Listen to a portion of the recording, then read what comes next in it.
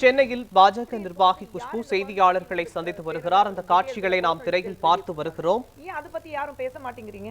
பேர் கொடுத்தாச்சு, அது யாரும் பேசினாங்க. இது பாஜக, அதிமுக, திமுக, வேற ஏதோ கட்சி எல்லாமே கலந்து நீங்க சண்டை போட்டுட்டு இருக்கீங்க. நான் தயவு செஞ்சு இது பொலிட்டிக்கல் பிரச்சனை ஆக்காதீங்க.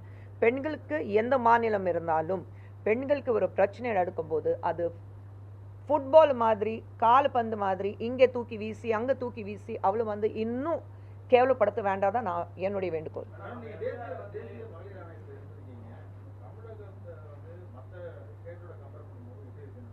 நான் இப்போ NCW மெம்பர் இல்லை, அதனால தான் அதை பற்றி என்னால் பேசக்கூடாது. இருந்திருக்கேன், அதனால தான். ஆனால் இப்போ இல்லை, ஸோ அதை பற்றி நான் இப்போ பேசவும் கூடாது.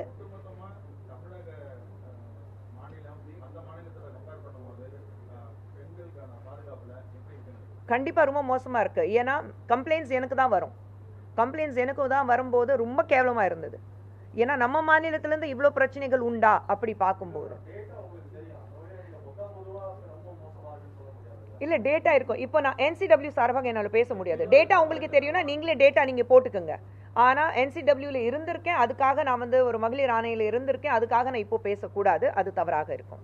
ஐ don't have any rights to speak on behalf of NCW. அந்த டேட்டா கூட என்னால் வெளியில் போக முடியாது. நீங்கள் உங்களுக்கு டேட்டா இருக்குன்னா தாராளமாக நீங்கள் அதை பப்ளிஷ் பண்ணிக்கோங்க. We cannot compare. Why are we comparing is what my question is. நம்ம வந்து இந்த மாநிலத்தில் கம்மியாக இருக்குது, நம்ம மாநிலத்தில் அதிகமாக இருக்குது, அந்த கட்சி வந்து காங்கிரஸ் ஆட்சியில் அதிகமாக இருக்குது, இங்கே பிஜேபியில் வந்து கம்மியாக இருக்குது, இல்லை இந்த இடத்துல பிஜேபி வந்து ஆளுங்கட்சி இருக்குது, அதனால தான் அங்கே அதிகமாக இருக்குது. அப்படி பண்ணவே கூடாதுன்னு நான் சொல்கிறேன். Don't do it. ஒரு பெண்களுக்கு நம்ம நாட்டில் ஒரு பெண்ணுக்கு ஒரு பிரச்சனை நடக்கும்போது எந்த மாநிலத்தில் அதிகமாக இருக்குன்னா வேண்டாம். ஏன்னா அது உடனே நீங்கள் வந்து கட்சி ரீதியாக அது வந்து சாணி பூசுறீங்க. அது பண்ணாதீங்க. ஐ எம் சேயிங் ஒட்டுமொத்தமாக நம்ம நாட்டில் பெண்களுக்கு பாதுகாப்பு இருக்கா, அதுதான் நம்ம பார்க்கணும். இன்னொன்று நம்ம மாநிலம் தமிழம் சொல்லும்போது, ஒரு தமிழகத்தில் நம்ம ஒரு தமிழக மாநிலம் சொல்லும்போது ஒரு பெருமையோட சொல்கிறோம், ஒரு கண்ணகியோட இடம் சொல்கிறோம். நம்ம அப்படியெல்லாம் சொல்லும்போது ஏன் பெண்களுக்கு இவ்வளோ பிரச்சனைகள் இருக்குது? அதுதான் நான் நம்ம இடத்துல ஒரு பிரச்சனை நடக்கும்போது, என் வீட்டில் ஒரு பிரச்சனை நடக்கும்போது அதை விட்டுட்டு பக்கத்து வீட்டில் பிரச்சனை இருக்கா நான் எப்படி பார்க்க முடியும்? என் வீட்டில் இருக்கிற பிரச்சனையை என்னால் தீர்க்க வைக்க முடியுமா முடியாதா? என் வீட்டில் நடந்த ஒரு பிரச்சனைக்காக என்னால் குரல் கொடுக்க முடியுமா முடியாதா?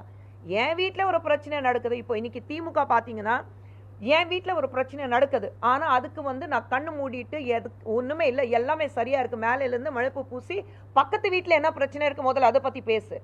கண்ணாடி வீட்டில் இருந்து உட்காந்துட்டு இன்னொன்று வீட்டில் கல் வீசக்கூடாது தான் நான் சொல்லுவேன்.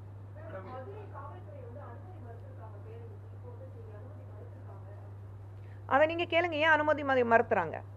இப்போ எல்லாத்துக்கும் நீங்கள் உங்கள் ஆளுங்கட்சியில் இருக்கிறபோது நீங்கள் வந்து உங்களுக்கு கூட்டணியில் இருக்கிறவங்களுக்கு நீங்கள் வந்து எல்லா பர்மிஷன் கொடுக்குறீங்கல்ல.